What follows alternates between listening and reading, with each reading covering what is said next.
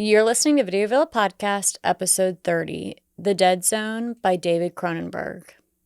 So Logan got to pick this one. Yay! As long as I got to watch the trailer first. Yes. Which the trailer passed. It's actually like a pretty heartfelt movie, like the meaning behind it. Hold on. We got to wait to the end to see what you thought about the movie. Oh, well, too late. well, we'll see if you liked it by the end of it. But I want to keep on with that because I feel like that we did pretty good last time with Amazing You're like, Spider-Man. don't ruin it. Yeah. Soiled it. Well, here's the thing is, I've been trying to get Becca to watch this movie for a minute now. I don't recall. I kept on being like, I really want to do it. And you're like, I'm done with doing Stephen King stuff. It's too depressing. I don't want to watch it. Valid. I don't disagree with myself. But yeah, so it's been a minute that I've really been wanting to get her to watch it. And I was like, well, I really, really want to do it. And I don't know. Like, I probably read the book a year ago now. Did you read it or did Libby read it to you? Listen here. It's not cheating. No. Audiobooks count. That counts as reading. Yeah. And also. So my coworker brought up an idea with the whole Audible type or audiobooks. Mm-hmm. And his point was, he was like, I have no problem reading because I was like, my thing with physically reading is that I will forget what I read at the beginning of the page before, at any point, and I'm easily distracted. And he was like, well, I don't really have that problem, but my thing is with the audiobooks, it feels to me like I get to listen to that person tell the story. Yeah. Rather than me making up a voice in my head and telling myself the story. Yeah. I was like, I didn't even think about it like that. Yeah, because definitely it does depends on what book you read and how the book is or what book you listen narrated, to. Yeah. Or how the book is wrote out. I mean, because this book, not a lot of it is through actually Johnny's perspective. It's a lot of people talking about Johnny. Yeah. Which, when they made the movie, they really did just make it Johnny's story, which I do like that. I mean, that was a plus sides, because if you haven't read the book, we're going to talk a lot about the book and the... He's going to talk a lot about Yes, the book. I'm going to talk a lot. We are not. I didn't do the book. But, I want to talk about a lot about the book, and the, so if you want to read the book first, come back when you're done. It's done a little bit different, this style. I just got done doing The Keep, and that is a lot of inner monologues, a lot of thoughts. You're reading people's thoughts or listen, what's called. And so this book, Stephen King does that, but then he also does it in a way where it's very not boring, because when you're getting into reading and a lot of the dialogue that you're reading are thoughts and so forth, instead of the conversation, I get a little bit taken away. Yeah. I start to lose interest on someone's just thoughts versus what's actually happening in the Makes story. Well, because also when they're narrating people's thoughts, it can kind of get a little confusing. It's different if a book focuses on one main person's thoughts throughout the book. But when you start diving into everybody's thoughts, it intertangles too much. And this book also in the book, it goes, you get a lot of Sarah. Yeah. You get a lot of Craig's thought process, the way his mind works and his storyline. A lot of the book, there's a big chunk of the book, you get a lot of backstory on Greg Stillson's journey to become the Greg Stillsons we get in the movie. So that takes up a lot of the book. And this movie, we don't really get that. And I think that's fine because I didn't really care for those points. The book is good, and this will be the first time I say it. But the movie's better than the book here. Yeah. This movie is it is. David Cronenberg did a very, very good job with the film. He made some changes, and I do like the changes that were made. There was one change that was made in a storyline. I'll get to that once we start to do the breakdown in the movie and scene by scene replay. But for most of it, I really feel like this movie is done very well. It's very, very well shot. Christopher Walken knocks it out of the park as Johnny. Freaking Martin Sheen as Greg Stillman. Yeah. He's just did you get Donald Trump vibes when you're watching the movie from his character? I mean, not necessarily, but I also like wasn't looking out for it. Well, I don't. And it wasn't intentional because this movie was in '83. Well, you know what I mean? Duh. But I mean, I also wasn't really looking out for it, and not gonna lie, I like don't really keep up with politics much. Oh no, I don't either. Well, I know you don't, but like I don't even think I've seen like little clips of any of Trump's like speeches or anything because I just like I don't know. I'm ignorant in that realm, which is probably wrong, but so it'd be hard for me to make a comparison. Yeah, I just felt like just the way he was talking to the people in certain of the scenes, I was like I do know he evades questions, like actually answering questions, meaning Trump, apparently. I don't know. I just got like little vibes Allegedly. like that. But anywho, yeah. So like, yeah. I mean, those are just little things that I kind of thought were kind of funny when we were watching the movie. Yeah. But yeah, like I'm very happy you finally got to watch it, and it is. I remember watching this movie a long time ago and enjoying it, and then going back through my rewatch, and years later, I'm like, oh shit, David Cronenberg did it. I was like, I just didn't even think about it at the time. Yeah. I just watched a movie. I didn't think about who was Well, director. yeah, as you find like directors you like, I think you get like a fine eye for them. So then when you see that they made a movie you've already seen, you want to like kind of go back and watch it, or if they make a new movie, you're more prone to watch it. Oh so no, on yeah, so and forth. David Cronenberg. I mean, he has made some of the best movies. Like I enjoy. Don't get me wrong. Like not everything he does is a success, Yeah. or not. I don't like everything that he's made. I mean, The Brood is fantastic. Very, very dark. Scanners is awesome. I will say I do like the sequels more. Just because the Scanners, the first one's, it's a little slow. Mhm. But as far as like the movie it, as a whole, it's a great movie. Yeah. The Fly, I mean, Videodrome. It's just, I don't know. It's great. It's great. It's some of his, he has made some of the best, I don't, it's just, it's weird. His movies have like a feel to you. Like after you watch it, after you get to watch his movie, you feel a certain way. Yeah. Especially the movie Dead Ringer. Dead Ringer is like, I don't really like the movie, but after I watched the movie, I just felt awful. It's kind of like it's. I mean, and I don't know if like it's definitely like a take on like drug addiction, but the way he tells the story about drug addiction, and it's kind of like you got these people, these twin surgeons that are like on the top of their game, and they're freaking right. They're creating and making medical history, and then one of them gets addicted to drugs, and it's just Haven't we watched that? No. I feel like we watched something like that. No. I mean, they turned it into a TV show. I think it was on Prime. But I never watched the TV show. But yeah, after the end of the movie, a good TV show. Huh? I said I love me a good TV show. But after the movie, I just felt a certain way. Same thing with The Fly. You just feel a certain way, and like this movie, you kind of leave, and there's some heart-wrenching parts in this film that I really, really do like, and I really think were well shot. I don't know. It's just one of those. I think this is one of the best Stephen King adaptations of the film. I really do. Cujo is a strong second.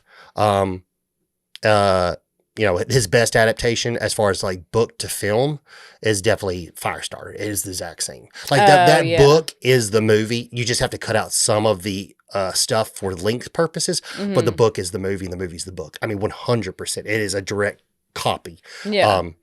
And the remake was, y'all don't hear me say this a lot, but the remake was horrible. Horrible. The only good thing about that movie remake is the freaking soundtrack, because John Carpenter did the soundtrack. Yeah. That was the only good thing about that movie. That's it. I mean, that movie, they had, and I love Zac Efron. And there was one good scene. There was one good scene at the end of the movie, and everything else was just, it was just a mess. It was just a mess. Yeah, I mean, we watched Firestarter. Yeah, that was the one that, after I finished ago. the book, I was like, Yeah. I want to watch this. And I was just like, and through the whole movie, I'm just watching like, oh my God. And I just kept on saying like, why is this so bad. Yeah. Like, why is it so? I Yeah. don't know. And it just now I looked up the reviews before watching the movie, and it had really low ratings. And I was like, why? It can't be that bad. And then I watched the movie, and I was like, oh, It is that bad. yeah. That's And I the hate worst. saying that. I hate saying that, but Well, man, you they can't just like everything. they just dropped the ball on it really bad, really bad. But that's enough about other movies. I'll get to, I'll actually talk about the movie we're talking about. Yeah, I mean, I think this movie's awesome. We got, Stephen King wrote a screenplay for the film that wasn't used. It was originally supposed to be used because Jeffrey Boehm and Stephen King went back and forth writing screenplays. Jeffrey Boehm's first was the first one, and they asked Stephen to write his own screenplay. There's a lot of things about the producers and stuff like that, like what was going behind the bar scenes. And like, I don't like this, I don't like that. But David Cronenberg said in an interview where like, no, I turned down Stephen's script. It was just too meaninglessly brutal. And he just like, gotcha. he was like, I just don't think the film needed to be like that. Makes sense. Which is good. Cause I mean, the book isn't brutal. Yeah. So like, sometimes, Stephen King does push the envelope quite a bit, I mean, Say the least. it's definitely stepping on the envelope a lot. Yeah. But anywho, yeah, so like those changes were made, and we kind of got like a film with like three heads behind it because David Cronenberg rewrote some stuff in the script too as well. So I mean, if you want to look at it, like written by three people. Yeah, written, yes, written. But I mean, Jeffrey Boehm did good stuff as well. I mean, he did Lethal Weapon. He did Inner Space that Joe Dante directed. He wrote the screenplay for that. He wrote the screenplay for Lost Boys, and then Funny Farm, which you liked. Funny Farm with Chevy Chase, right? Yeah, it was good. Yeah, we watched that during Christmas. Yeah, which I always label it as a Christmas movie because it ends on Christmas. It ends on Christmas because it's Christmas. That's what makes it a Christmas movie. Noted. But yeah, and then there's a couple little things I looked at behind the scenes. Like, so apparently when like Johnny, like, when he does his little flinches when he's having his visions, apparently David Cronenberg was shooting a gun behind the scenes to actually get real like flinches. An authentic, authentic flinch. Yeah. They Universal sued the film while making it at the beginning, the beginning vision scene with the girl in the bedroom. Yeah. So apparently there was an E.T. doll in the background. And they were suing. Yeah, so they had to reshoot that scene, which I thought was kind of funny. A little ridiculous for them to sue over just something in a child's bedroom at that time, which would have been realistic to begin with. Like it's ridiculous. Yeah. And then I haven't seen E.T. in a long time. That's what we should watch. Yeah, I haven't watched that in a long time either. I mean it's been years. It's like not something like I don't think I've watched it as an adult. No, I haven't. Yeah, me neither. No. I mean Put it on the books. But yeah, basically the character Stephen King loosely wrote the character after getting an idea from a real live psychic named Peter Hurkos. He like fell off a ladder and then all of a sudden he believed he had these psychic abilities. I didn't do a deep dive into that because I just didn't care enough to. Yeah. But it was loosely based off of that. And then actually Stephen King, when they were telling him it was making this into a film, he really wanted Bill Murray to play Johnny. Which, to be honest, Bill Murray can do serious stuff. Yeah. He can do serious stuff. I'm kind of glad they didn't go that route because I feel like this is a movie that really doesn't need any humor. Yeah, I feel like Chris Walken did a great job. Oh, yeah. I think Chris Walken did a fantastic job. He just played the Johnny character well. He's also tall and thin, and Johnny was tall and thin in the book. And as the book progresses, he just gets thinner and thinner as basically his gift sucks the life out of him. Gives him a sickness, basically. And then David Cronenberg actually wasn't going to do the film until he met with Deborah Hill, which Deborah Hill worked with John Carpenter for many years, working like The Fog, Halloween, so forth. Until David Cronenberg sat down and met with Deborah Hill. And that's when he was like, okay, I like her. I like where this is going to go. So I feel confident. And so that's when he took on the role and be the director because he turned down a couple of times. Gotcha. They also scrapped in the movie, in the book, he has a brain tumor, and that's what eventually, like, it's progressing and killing him. They just completely scrapped that from the movie. Which is, I think, is fine. We don't need to explain he's got a brain tumor. I like the fact that his gift is just sucking the life out of him. Yeah. Every time he uses it, it drains. Yeah. It kills his body itself. Yeah. And I think that was a well way of telling that story. Yeah. And then also, as a lot of David Cronenberg movies, it was filmed in Canada. So, I mean, he's Canadian because even his earlier stuff like Shivers and like, Rabid, all that stuff is like you can tell it's shot in Canada. Like even like I was talking about like The Brood, like you can tell like the street addresses look like no street addresses you would ever see in the U.S. I gotcha. This movie's obviously definitely different because it's meant to be in the U.S. because it's the government and so forth like that. But what kind of government does Canada have? I don't know. I'll Google it later. I don't know social economic stuff. Is that what that is? That's technically social economics, right? I think so, kind of, maybe. I don't know. I did not do good in social studies. I know that. But if you want, I mean, that's really like, like most of the stuff that I like to really enjoy talking about is once we actually get into the film, because I really like talking about the movie. Did you want to read the back and do the back breakdown? Yes. Everyone's favorite. So Stephen King's The Dead Zone. Christopher Walken stars in this tense, gripping screen adaptation of Stephen King's best-selling novel, The Dead Zone. One fateful night, Johnny Smith, Walken, smashes head-on into an enormous truck. For 5 long years, Johnny's plunged into a deep coma. When he awakens, he discovers that his youth, his career, and his fiancée, Sarah, Brooke Adams, have all been lost. But Johnny has gained something extraordinary, psychic powers, allowing him to see visions of the past, present, and the future. In episode after episode, Johnny is propelled into horror-filled supernatural experiences. Desperately, Johnny seeks seclusion, but a moral decision must be made.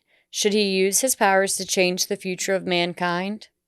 Martin Sheen gives a chilling portrayal as a sinister, psychotic senator, hopefully aspiring to the U.S. presidency. The end. And then on the back, you get a picture of Christopher Walken sitting at the table. And then you get Frank Dodd, which is the first death, his mother shooting at Christopher Walken, or Johnny, and the other sheriff. And then when Johnny and the Senate are shaking hands in the end. I like how you describe the back of the box. I always do. I always either describe like the front or the back. That's good for the audio listeners. Yeah. And this one doesn't have any reviews. So now it'll be like New York Times or anything like that. Well, I mean, the thing is, like, he's like during the making of this film is right around when Videodrome came out, and it did not do well financially. I mean, that movie is wild. So I really no one like had it. anything to say about this one, huh? So I guess no one had anything to say about this one. Well, yeah, I don't know. I mean, just it depends on like some of these like movies that are like humongous. They'll have stuff on them like like we saw Ghost, but like this is the first printing of it. So sometimes the first printing there's not going to be a bunch of stuff on it until like the reprints. Makes sense. But yeah, so the story kicks off where they are at the school, and it is Johnny. I always like want to call the actors by their real names, not their actors' names, or their character name. But yeah, so it's Johnny and Sarah, and they both work at the school as teachers or as educators, and they meet up in the hallway to greet each other, and they end the evening at the fair, enjoying themselves. And Johnny takes Sarah back home. Yeah, this scene's a little bit different so far in the book. I mean, we do. It does suck. Cause like the fair scene, and I get for timing purposes, they probably didn't include it, but like we get him kind of like slightly using his powers for the first time. And I didn't pick up on that. Well, it wasn't in the. I'm saying in the book. While they're at the fair, that he like uses his powers for like the first time to win like a gambling game, and then. And it's kind of fun because all these people are gathered around. He doesn't understand, but it's almost like he's got this sixth sense. He's like, I know what's going to win. Gotcha. And he keeps on Yeah. picking it. And then you get all these people all around town. And like, there's like this one giant tall farmer man that was just like, because basically the fair, it's a game where you're meant to lose. But Johnny knows because of the I feel like tricks. that's all fair games. Oh, pretty much, yeah. Hey, I've won a couple goldfish in my lifetime, so I'll take that. And for some reason, my carnival goldfish, like, now, like, I They don't know if usually you know die. this. Yeah, no, like, I just have some, like, sixth sense to be able to keep carnival fish alive for, like, years. I had one for 3 years. And the thing is, my parents would let me play the game because they knew, like, they're going to die. Like, the fish, they're not going to live long. Okay, yeah. It's a fish. It's a carnival fish at that. No, I'm going to keep those puppies alive. I don't know how you do it. I don't know how you do it. That was like, because we always, when I was little, we always got fish, like a thing from Walmart, and they would always die. Do you remember when the Walmart section used to have Yes, like the wall fish? That's where we got them. Stuff? Yeah.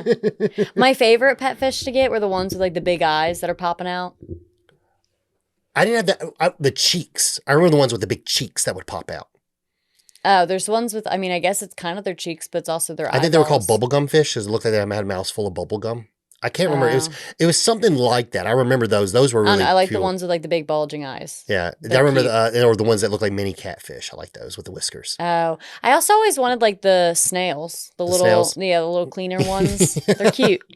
But yeah, so back to the movie, like, yeah, that scene, it sucks that we didn't get that scene because it would have been kind of cool seeing him, like, so we understand, like, hey, these powers there were all along. It wasn't until he had an accident kind of, like, made them grow. Yeah. But yeah, unfortunately, they, as he is heading home from their evening and he's, they're basically about to take the relationship to the next level. And, he just decides it's not the right time. He wants it to be a little bit to stay the night. He just wants it to be a little bit more special, so he's going to head home, and that's when he runs into a tanker of a because it was raining. Yeah, and Sarah tries to get him to stay because it's raining to use that as an influence, and unfortunately, he leaves and hits the tanker. Yeah, and this is what sends him into his 5-year-long coma. Yeah. And next he wakes up and we meet Dr. Wyzik, I think it was. Is that how you say it? Wyzik? Something that Wyzik. I don't know. Something like that.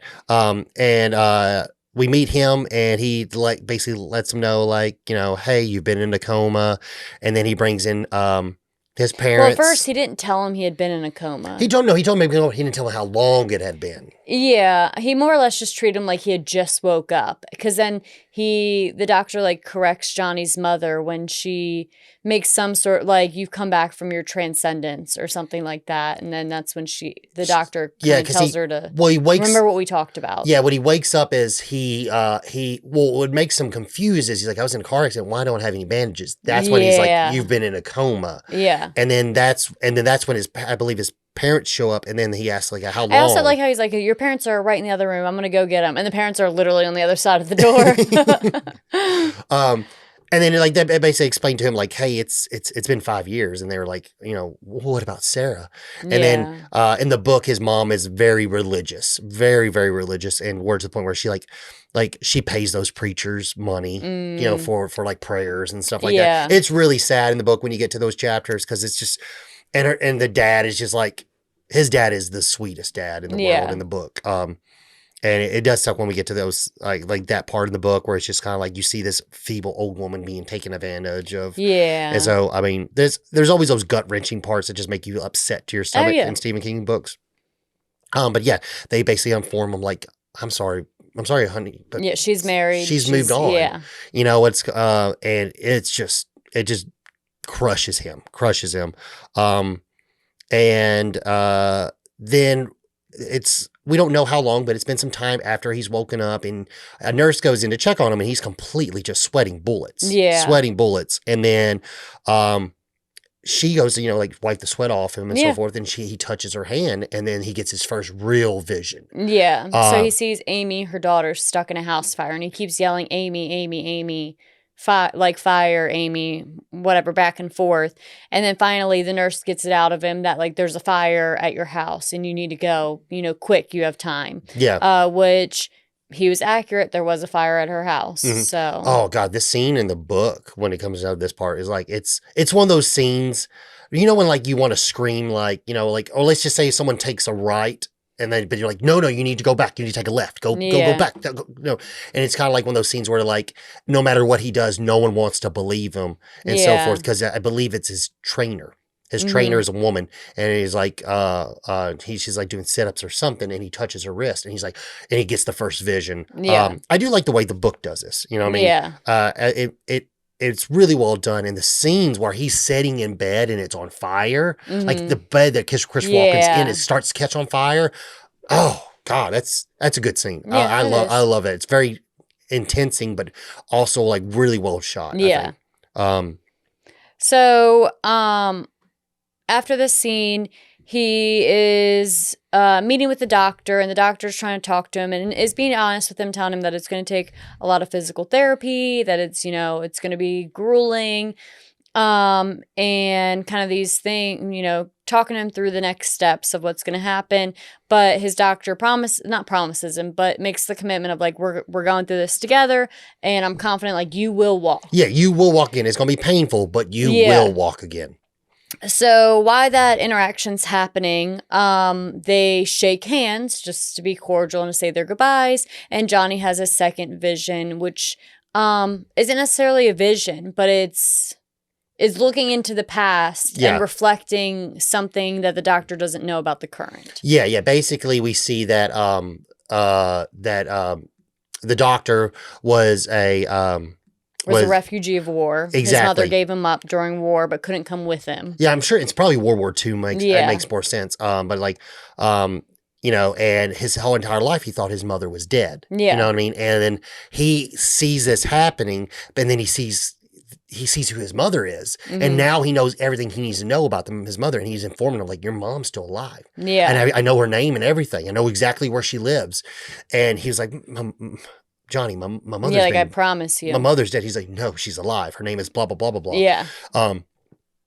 Excuse me. And then when we get the next scene where the doctor, as he goes to, you know, well, let me see what's going on. Let me try it out. Yeah. And there he goes. His mom answers the phone. And so he relays the message back to Johnny. He's like, I don't know how you're doing this, but I've heard about this happening. Yeah, he says, I don't know if this is an old power or a new power brought on by the accident, but it is what it is, essentially. Like, you obviously have something going on inside your head that's giving you these visions. Yeah, and that's when he kind of informs him. He's like, well, did you talk to her? And he's like, I couldn't, because it's not meant to be. It's not meant to be. You know what I mean? It's just, it is. This is the way our lives took us. Yeah. There's nothing on digging up the past. Yeah. So Johnny's outside working with, I guess, like the physical therapist, that's trying to help Johnny, you know, walk out front of the facility.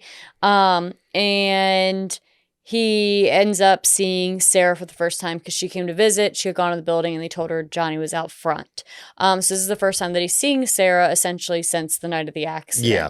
However, Sarah's moved on, had a child, which he doesn't know yet at this point. So they go inside to chat for a little bit and to catch up, essentially. He ditches physical therapy to go catch up. Yeah, and it's kind of funny when he's like, or she's like, hey, Johnny, they told me I could find you outside. He goes, I am. Yeah. Short and sweet. I don't know. I thought it was funny. It's like, I am. Yeah.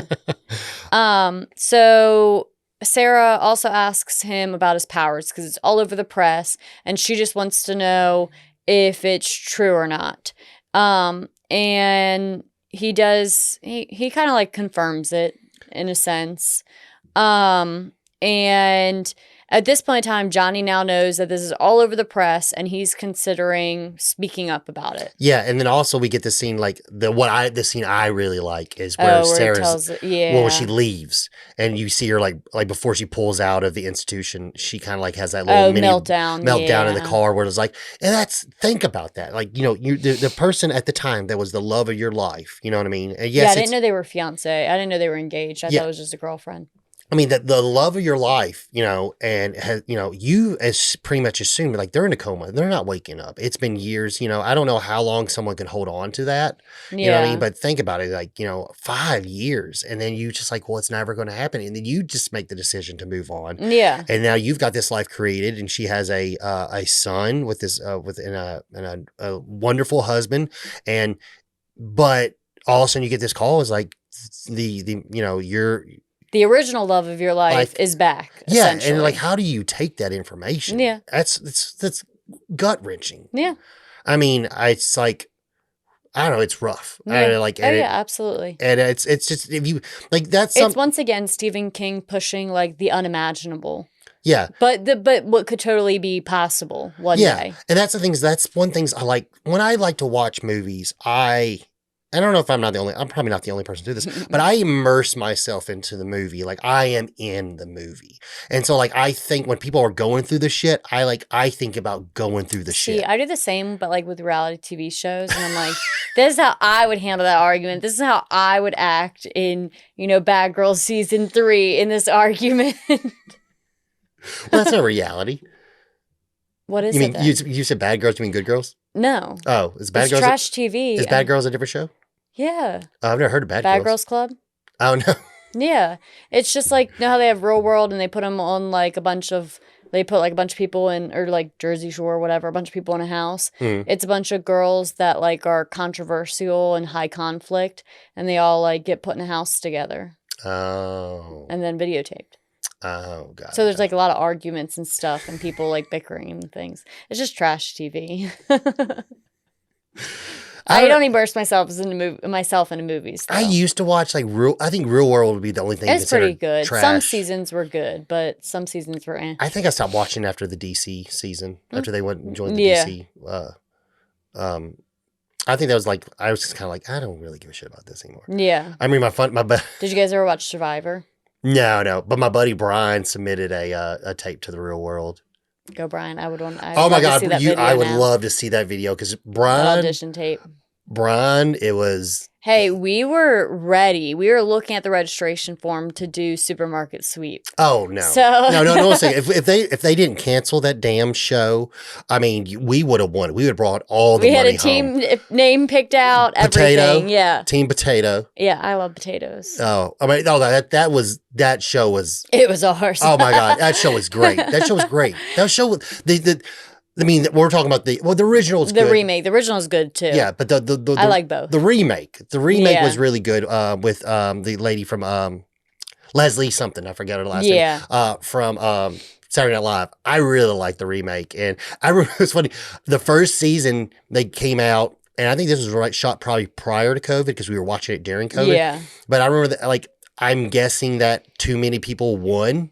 And they had to make the rules a little bit harder because then when season 2 came out, they made the final round a little bit harder. So yeah, that was our show. Damn it! I wish they didn't want to cancel. So I'm not trashing on Brian. Okay, whoever Brian is. Oh no, Brian. I was ready to put all of my cards in the basket. I think he was like. Sweep. I think literally it was like him like playing with the football with the shirt off and stuff like that. Because Ryan was pretty like really in shape. So like I mean, that's things like it was all about like the way someone looks too at that point in time. Oh yeah. They care about all that kind of stuff. Like the persona you put off, the everything. He had a super thick, you think my country accent's thick. You know, his accent was thick. And it almost everybody in Tennessee has a thick accent. But almost to the point where like I love Brian, but like almost to the point where like, man, I really think you're laying it on. Do you really talk that slow in country? I don't know. I mean, some people probably just talk like that. I mean, yeah. It takes a lot of effort to fake I'm not looking here to be judged based off my personal opinion. But you're judging Brian on his accent. Oh, yes. Okay. All right, whatever. Take it back. I'll cut this out. Anyways. So Johnny does agree to do the press. He talks to the doctor. The doctor will be with him while he does it.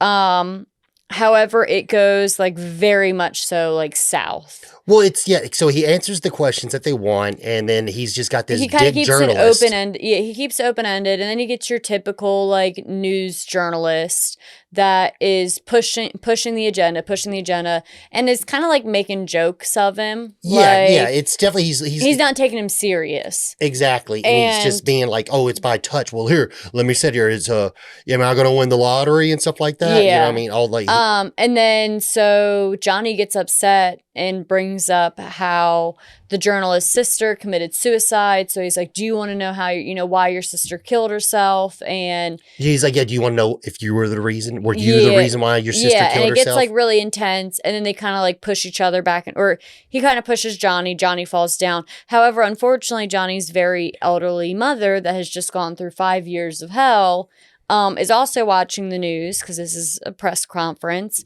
and has like a stroke or a heart attack, or unfortunately, loses her life once Johnny gets to the hospital to see her. Yeah, it's really sad. I mean, and also like in the book, she's described, like in the book, we get a lot of a little backstory of her grieving the process that Johnny's been in the coma, and she basically begins to eat her feelings, eats a lot of like sweets and stuff like that. So she's like a very large lady, which is very common in Stephen King books. Maybe he likes big ladies. He might like some big ladies. You know what I mean? I'll go on a Reddit deep dive.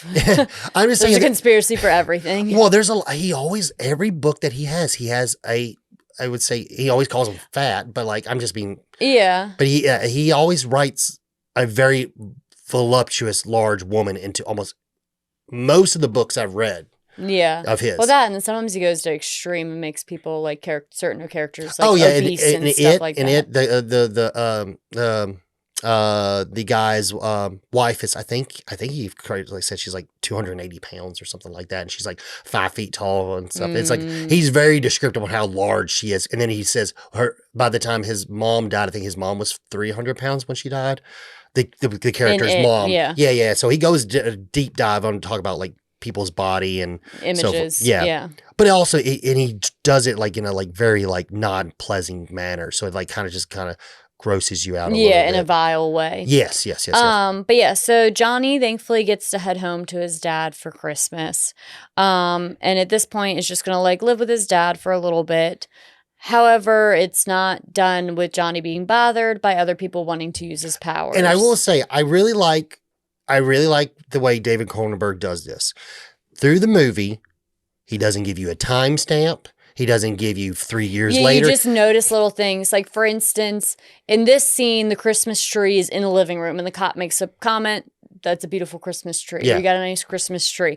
But then the next time you see the living room, there is no Christmas tree. Yeah. So you can tell, okay, we've moved past that season. Yeah, and I like that because he knows, like, he's like, listen here, I don't have to spell it out for the audience. I don't have to put timestamps. Yeah. They are smart enough. They'll understand that time has passed. They don't need to know it's been 6 months later. If you're paying attention or listening enough to the book or the movie, you'll pick up on those signs in general. It's just well done where like when a director trusts their audience enough, like I don't need to hold their hand through this. Oh, yeah. They'll get it. You know what I mean? And I think that's like when people do like PowerPoints and stuff, but they feel the need to read to you every little thing on the PowerPoint page. And it's like, I can read.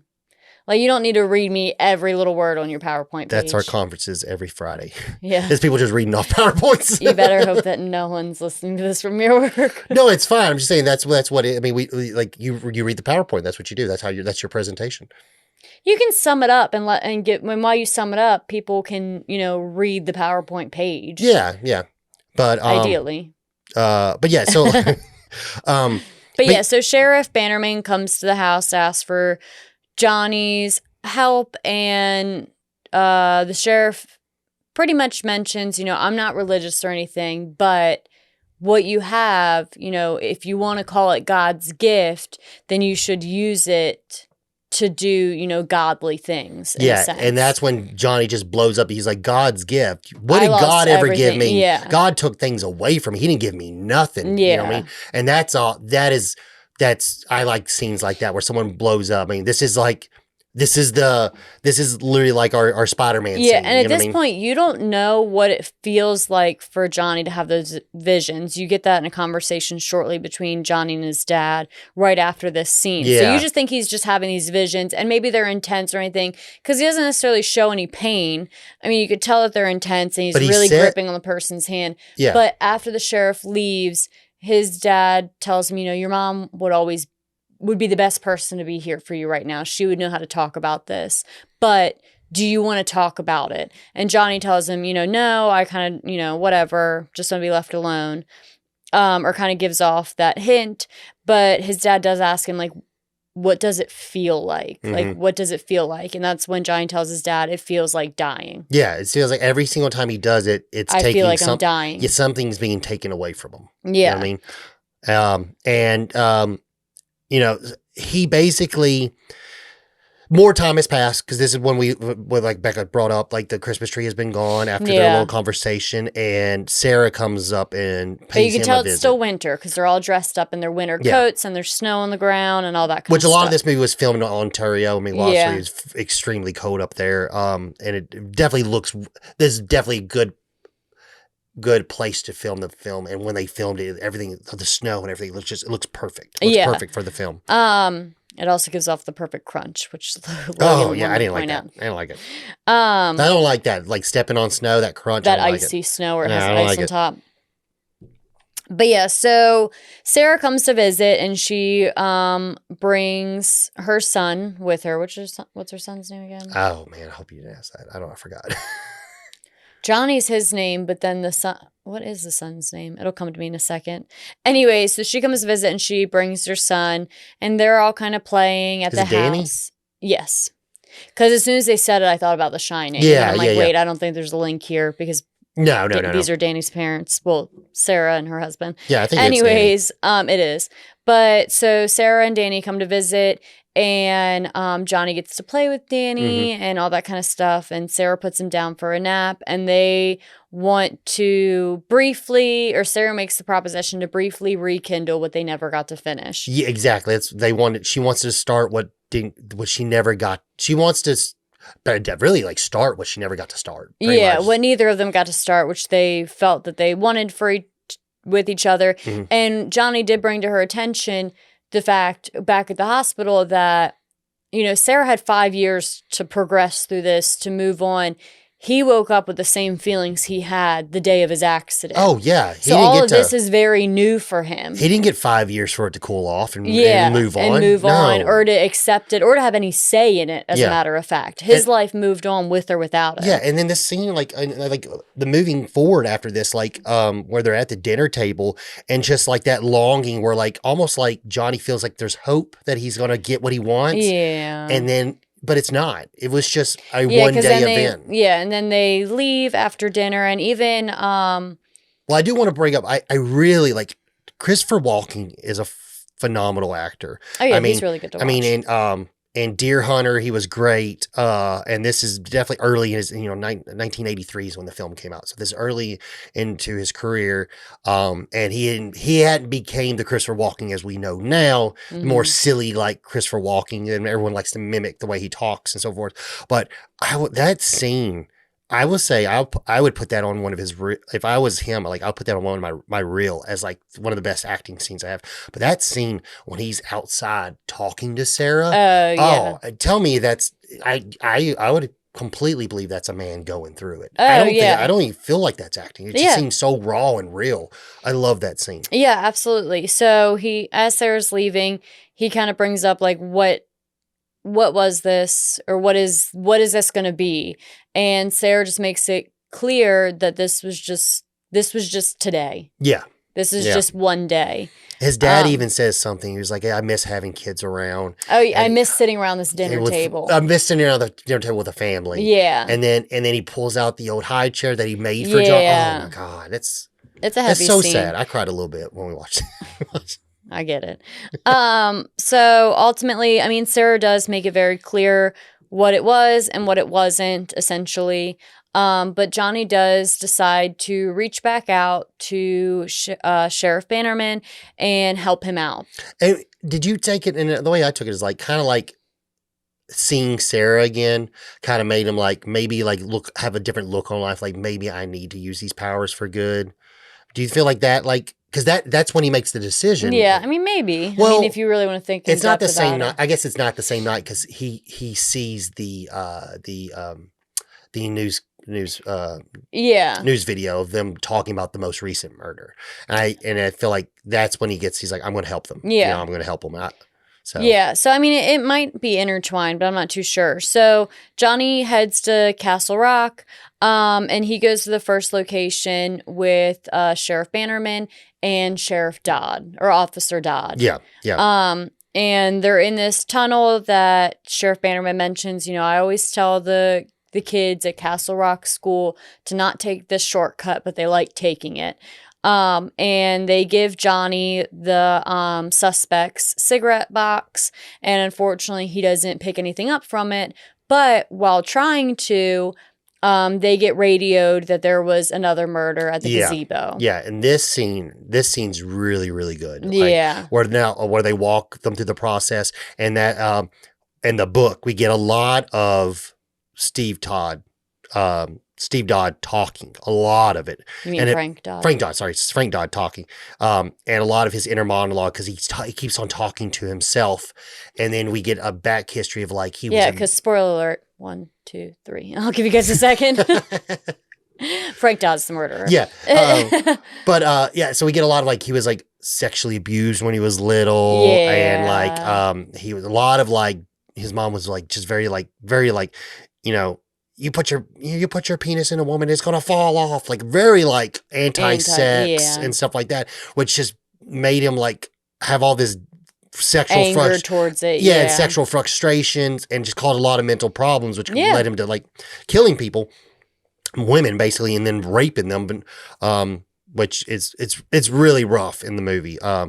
In the book, definitely, but you get a lot of he keeps on calling himself slick. You're not going to catch it because you're so damn slick. I don't know. And the worst part of I will say the worst part of the audiobook is it's read by James Franco, and it's not James Franco. Yeah, it's horrible. I would like to be a little narrator. Apparently, you can like reach out to some apps and get like my coworker mentioned it. Some apps will like have you narrate something, and then if they do like the sound of your voice and the narration, you can like have a little side hustle of narrating books. He reads it so goddamn lazily. So lazy. And it's just kind of like, I feel like the entire time I'm listening to like the way he's talking, I'm like, it reminded me of his character in Pineapple Express, the weed dealer, where he's like, wait a second, man. You mean the car doesn't start? And I feel like that's that scene where they're like, no, the car doesn't start. Are you joking with me? And like that part in that movie is like that the way he reads the entire book. He reads it very lazily. I can be very hard. I'm sorry, I don't mean to be very hard on him, but like that's just I didn't like it. I don't think James Franco cares. But he probably does. He ain't gonna ever. So you're fine to say it. but yeah. So we get back to the scene. So we get the scene where basically he goes to the fresh body and she's laying there around the gazebo. And he touches her, and this is the first we get the most immersive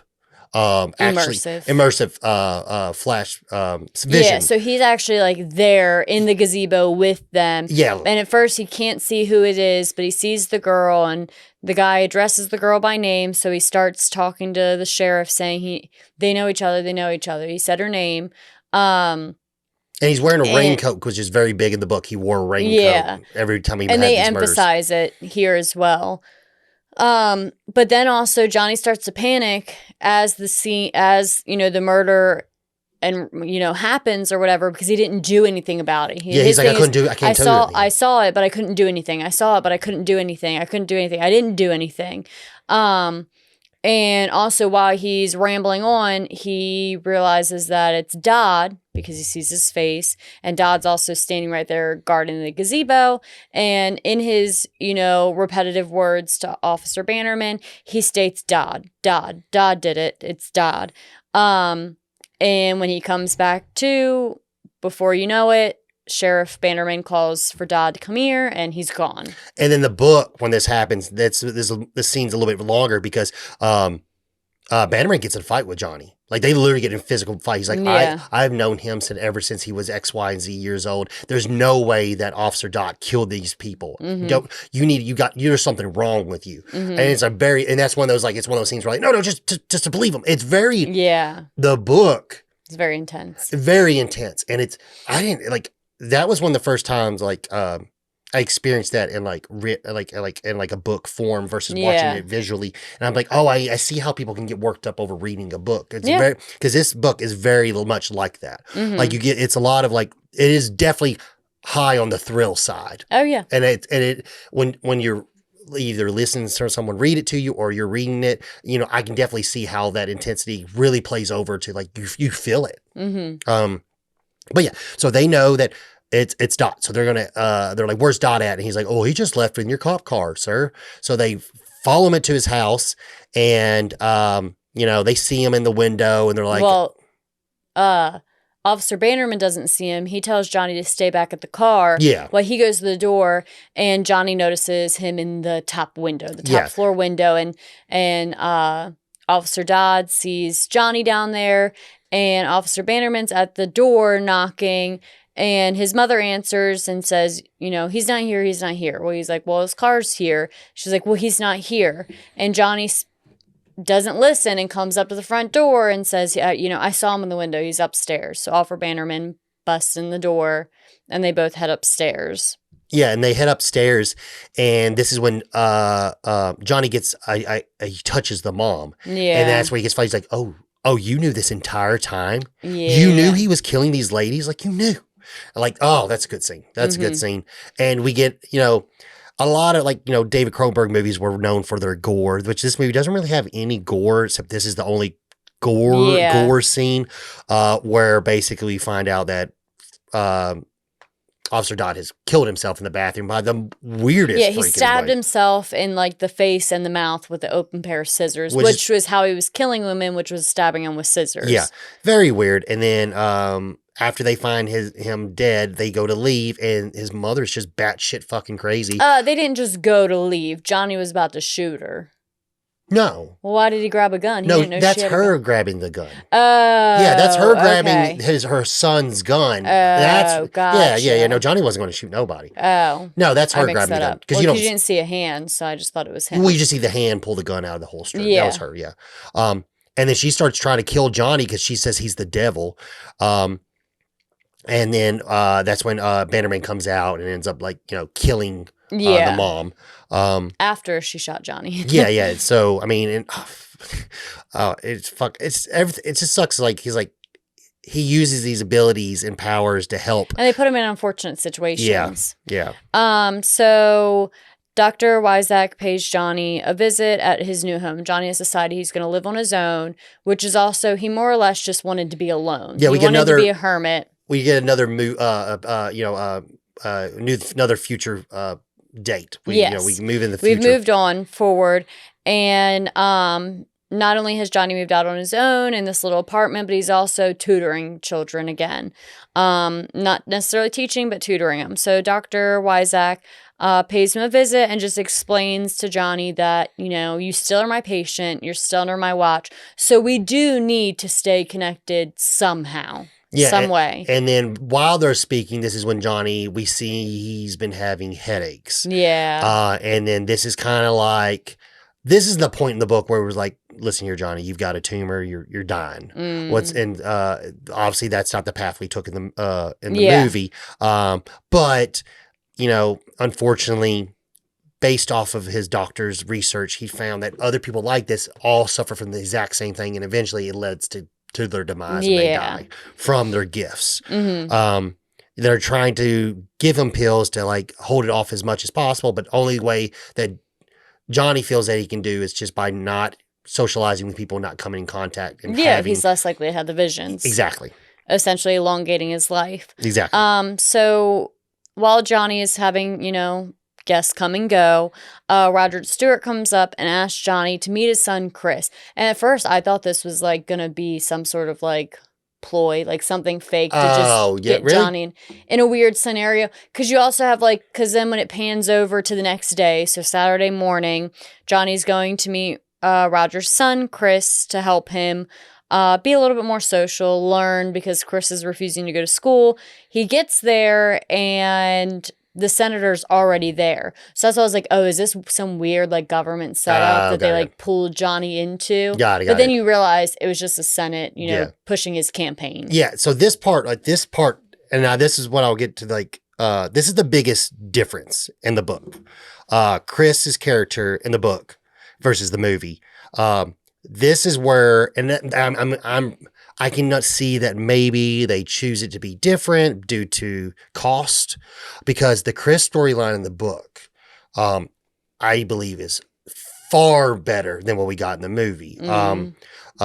Chris is also a teenager, and he is actually in high school, and Chris is not like, yes, his dad is a rich man, but he's not this kind of like outsider kid. He is a very popular kid. He likes playing sports and stuff like that. And he's more of a jock, but he has a hard time reading and remembering what he read. And basically through their work, Johnny finds out he has this thing where it's more of he's afraid of reading, and due to this fear of reading, he's not able to retain what he has read. It's like almost like a public speaking kind of like phobia, but like for reading. And he works him through learning that process and gives him these tools and like stimulates him in order to start to retain what he reads. And he starts doing very well in school, and he's, it goes to the point where like, we get to like the dance. Like they've been working for so long, so now he's moved up a couple years, he's doing well, and he's like doing he's going to a dance. And after the dance, everyone's going to meet at like a restaurant style like bar, and have a like a party or something like that. And it's where everyone goes. It's where all the rich people go. All the people at school are going to be there.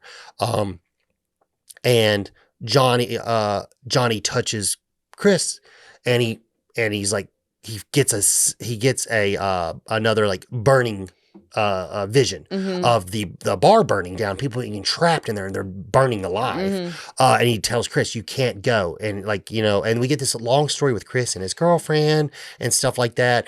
And, he tells the dad, was it George? What's his name? Greg. No, what was Dad's name again? Roger. He tells Roger, he's like, listen here, Roger, your son can't go. He can't go. He's like, there's nothing wrong. Why do you feel this way, Johnny? He's like, I can't explain to you, but he can't go. And he goes, you're sounding crazy, Johnny. He's like, I know, but you, goddamn it, you got to listen to me. And over their conversation, he's like, listen here, if you don't want him to go, he won't go. Do you want to go, Chris? He's like, and Chris is like, if Johnny doesn't think I should go, I'm not going to go. Yeah. Because we've gotten little things here and there through the storyline in the book of like what's going on. Like maybe might be something with Johnny, but we don't really know. And he agrees to him. He's like, he's not going to go. And then the dad is very supportive of Johnny.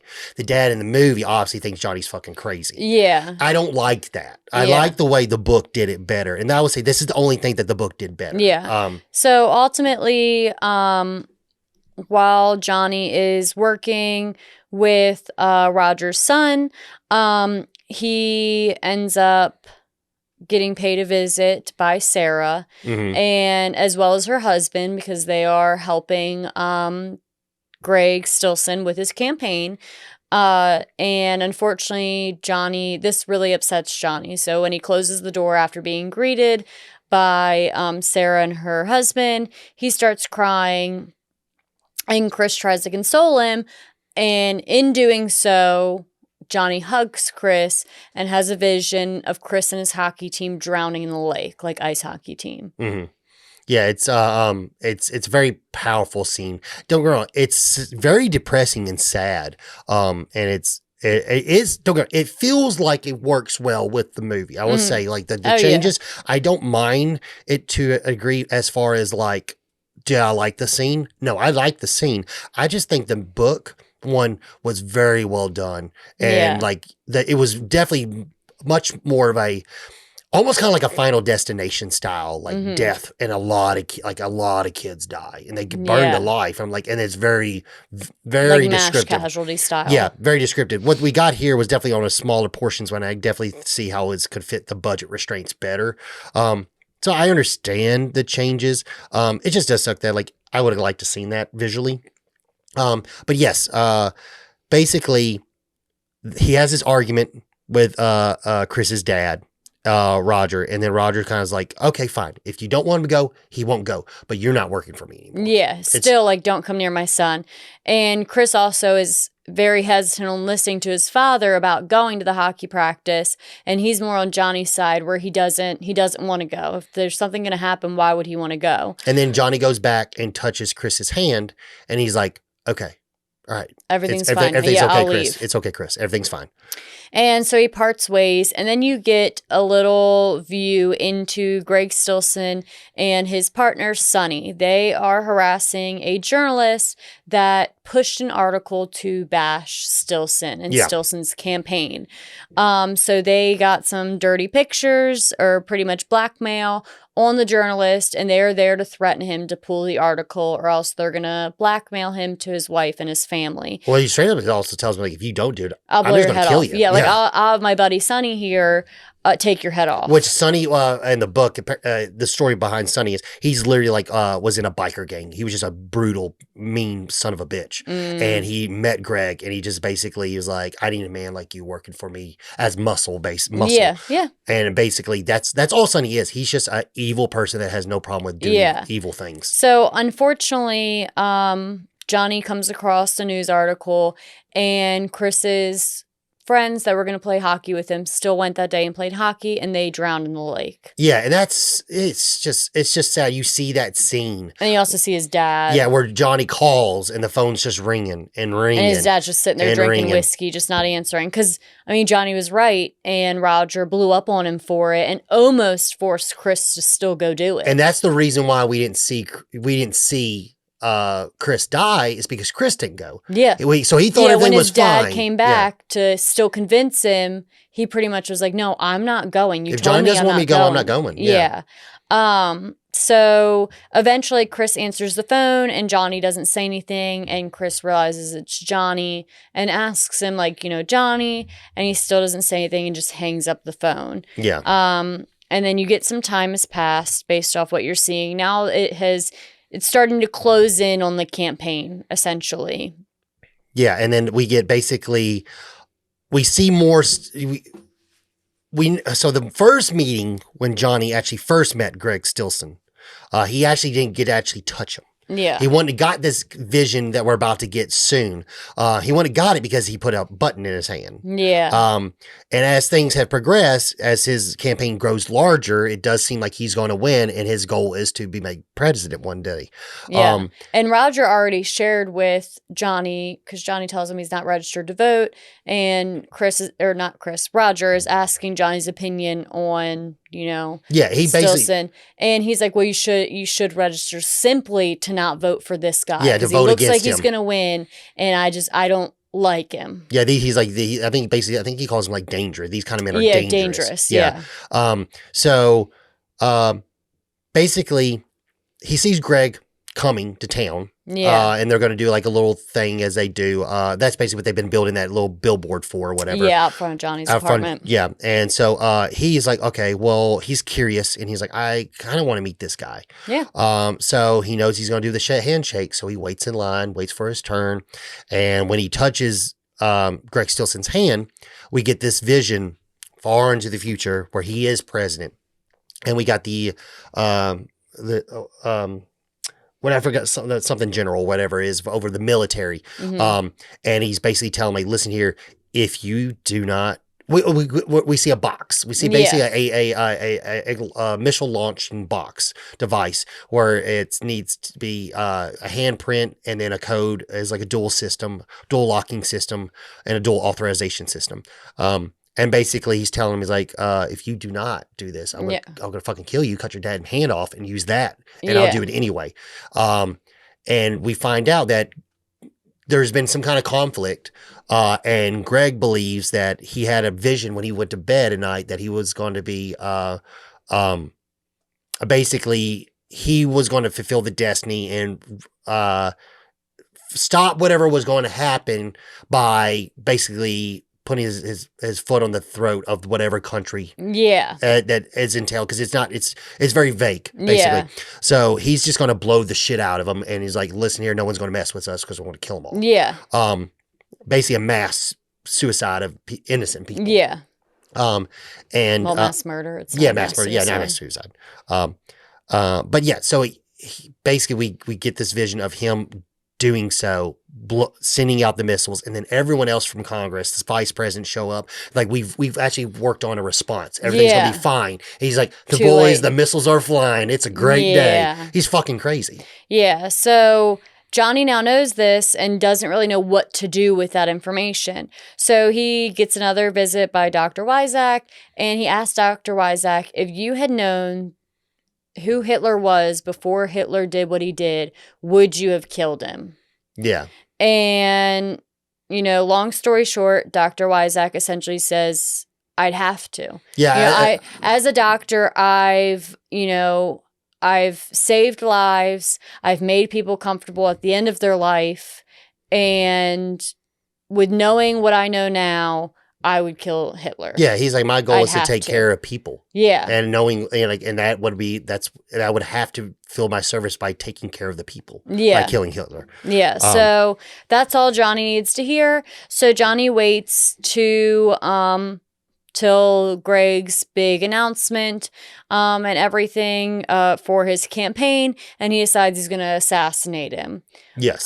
So he gets up into the rafters and with a rifle, and however, right before he goes to assassinate Greg, Sarah, her child, and her husband get up on stage with Greg, because obviously her husband's intertwined with Stillson's campaign somehow, one way or another. Yeah, he's just a supporter. He's just a local supporter. Yeah. And then, he's supposed to be a man of the people. So all his local supporters and the people that have been working with him, actually working on the campaign in that area, he's going to bring them on stage. Yeah. So, and it looks good to have a baby and stuff like that. Yeah. All that kind of So, however, he fires one shot and misses Greg, but gets the attention of everybody. And Greg, without fail, grabs Danny to use him as a human baby shield. Yeah, and then from being shot at. And Sonny shoots up. Yeah.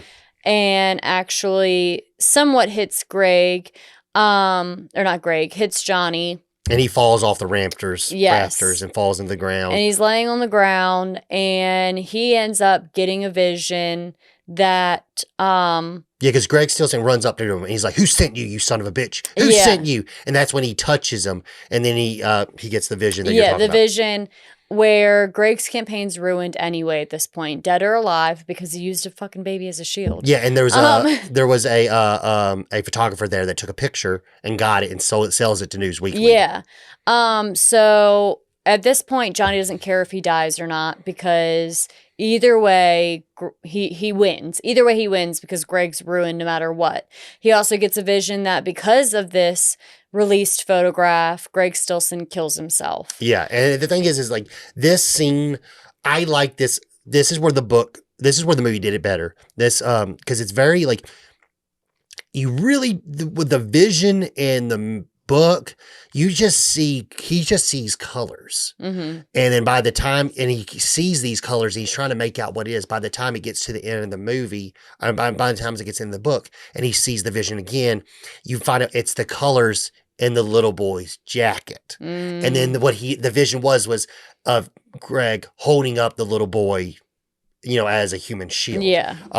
Because it's this weird journey that we get with him, like kind of like unraveling this mystery, and he's just having this connection to Greg Stillson, and he just has this connection like this guy's not right, and he's just kind of like he's like just following that path. And the movie, I think it does it a lot better. I think this is where the movie gets a double win for me. So unfortunately, Johnny does die, and before he dies, Sarah runs up and hugs him, and Johnny gets a chance to tell Sarah that he loves her. Yeah, and then that's pretty much the end. Yeah, in the book, it goes on a little bit more where there's like an epilogue where it's kind of like people interviewing people. Do you think Johnny Smith actually has the ability of not telekinesis, but like psychic abilities? And a lot of people, and like they're basically going up against on record, they're like in a court, and he's like, no, he definitely does. This is not made up. He actually has psychic abilities. Kind of like what they did like in Carrie.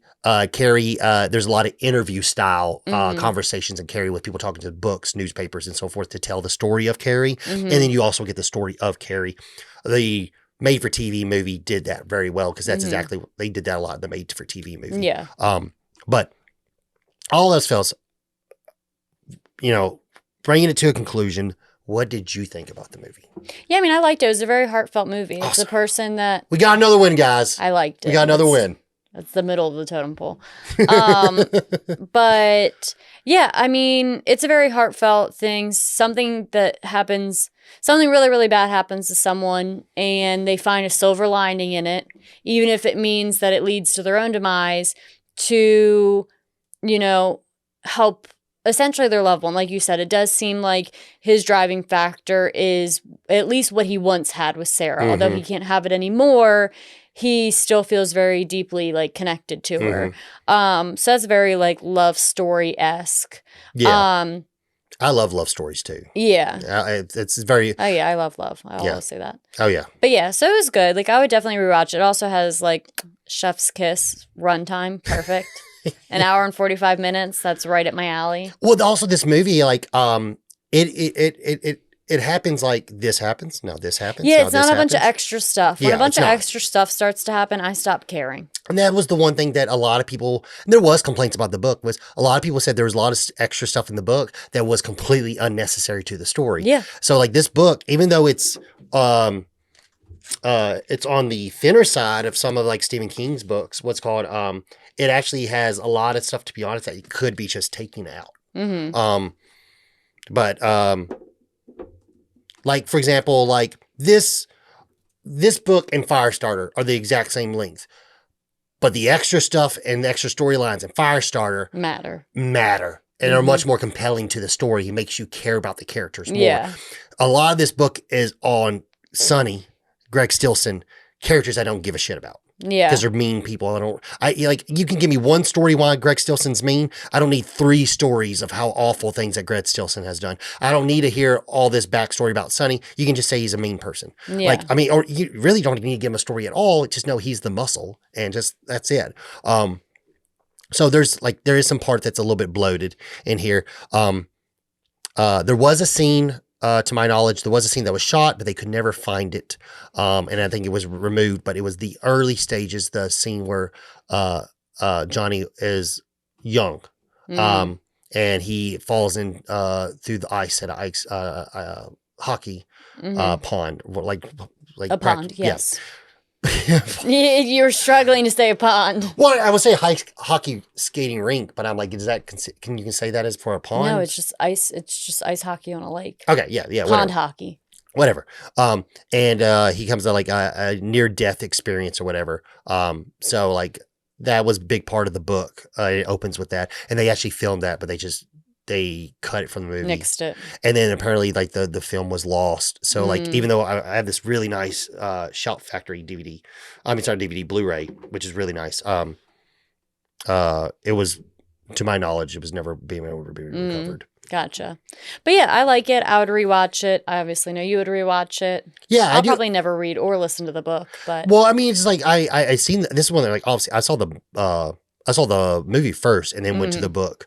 But as far as like movies, like I think this movie's better than Christine. If you want to do movie comparisons of Stephen King's books, I think this movie is. It's not better than Cujo because I really like Cujo, but as a movie adaptation, I think it's very well done as far as an enjoyable adaptation of a Stephen King book. I really like it.